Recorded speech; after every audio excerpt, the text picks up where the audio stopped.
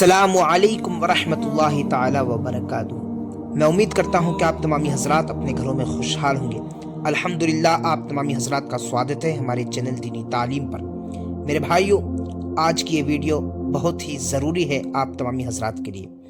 आज हम बात करेंगे ज़कात के ऊपर। आज हम जानेंगे कि ज़कात कब फ़र्ज़ होती है और किन लोगों पर फ़र्ज़ होती है।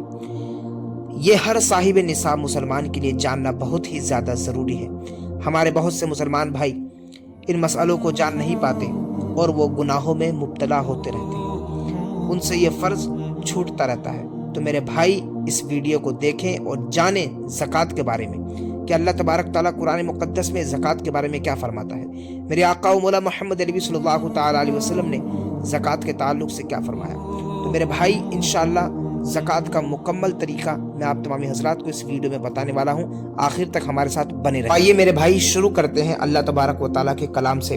अल्लाह तबारक व ताला ने सूरह बकरा में इरशाद फरमाया, व अक़ीमुस्सलात व आतुज़्ज़कात वरकऊ मअर्राकिईन। मेरे भाइयों, इसका तर्जुमा ये है कि नमाज कायम करो, ज़कात अदा करो और रुकू करने वालों के साथ रुकू करो।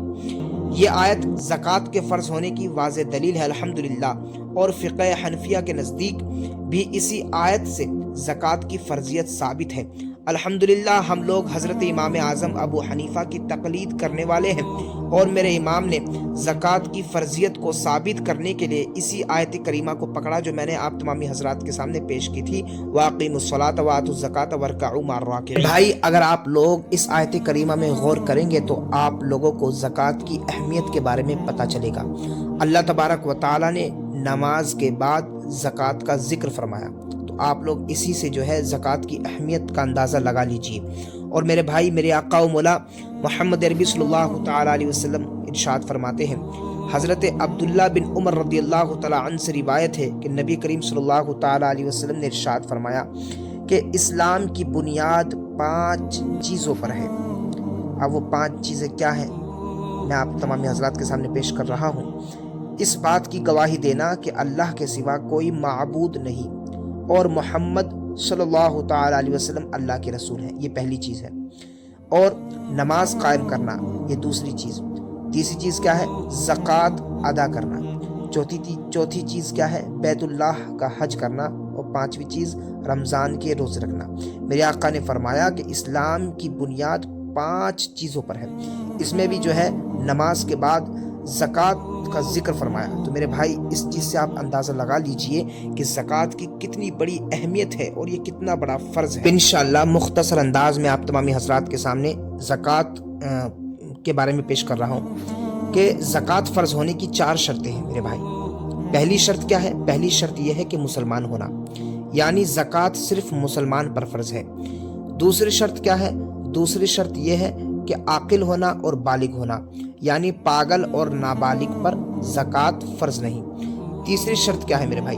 तीसरी शर्त यह है कि निसाब का मालिक होना, यानी जब किसी के पास इतना माल हो जो निसाब को पहुंच जाए तो उस पर ज़कात फ़र्ज़ है। चौथी शर्त क्या है मेरे भाई? चौथी शर्त यह है जब निसाब के बराबर माल पर पूरा एक इस्लामी साल गुजर जाए तो ज़कात फ़र्ज़ हो जाती है। अब मैं आप तमामी हज़रात को बताऊंगा कि निसाब का मालिक होना क्या है।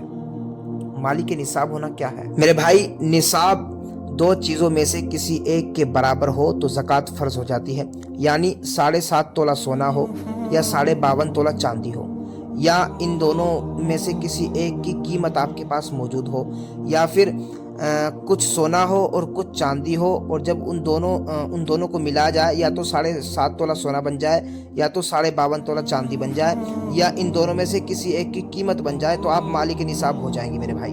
ठीक है। आम तौर पर चांदी के निसाब का एतबार किया जाता है क्योंकि उसमें जो है गरीबों का ज़्यादा फ़ायदा होता है। भाई, इस चीज़ को भी जान लीजिए किन चीज़ों से ज़कात निकलती है। आपके पास मौजूदा वक्त में कैश है, पैसे हैं आपके पास, तो मेरे भाई उसकी ज़कात निकलेगी। सोना चांदी है उसकी निकलेगी। आपके पास जेवरात हैं उसकी निकलेगी। तिजारत का माल है उसकी ज़कात निकलेगी। ठीक है, आपके पास बैंक बैलेंस मौजूद है उसकी ज़कात निकलेगी। आपके पास शेयर्स मौजूद हैं तो मेरे भाई उसकी ज़कात निकलेगी। और किन चीज़ों की ज़कात नहीं निकलती? आपके पास रिहायशी मकान है तो उसकी ज़कात नहीं निकलेगी। ठीक है, इस्तेमाल की गाड़ी है तो उसकी ज़कात नहीं निकलेगी। ठीक है, घरेलू सामान आपके घर में मौजूद है उसकी ज़कात नहीं निकलेगी।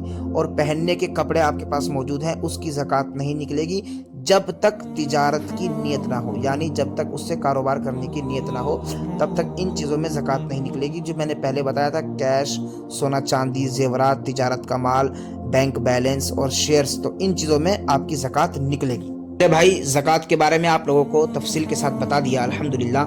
अब इस चीज़ को और समझ लीजिए कि अगर आप मालिक निसाब हो गए तो आपको अपने माल में से कितने % ज़कात निकालनी है। मेरे भाई कुल माल, मतलब जितना भी आपका माल है, अपने माल में से आपको 2.5% ज़कात निकालनी है, यानी अपने माल का 40वां हिस्सा, समझ रहे नहीं, 40वें हिस्से की ज़कात आपको निकालनी है। अब मिसाल देकर समझा दूं, अगर किसी बंदे के पास 2 लाख रुपए है तो उसकी ज़कात बनेगी 5,000 रुपये, समझ रहे नहीं। हाँ, अगर किसी बंदे के पास 2 लाख रुपए हैं तो उसकी ज़कात बनेगी 5,000 रुपये, समझ रहे हैं। मैं उम्मीद करता हूं कि आप लोगों को मेरी ये वीडियो बहुत पसंद आई होगी। मेरे भाई इस वीडियो को दूसरे इस्लामी भाइयों तक शेयर कर दें, चैनल को सब्सक्राइब करने, बेल आइकन को दबा दें।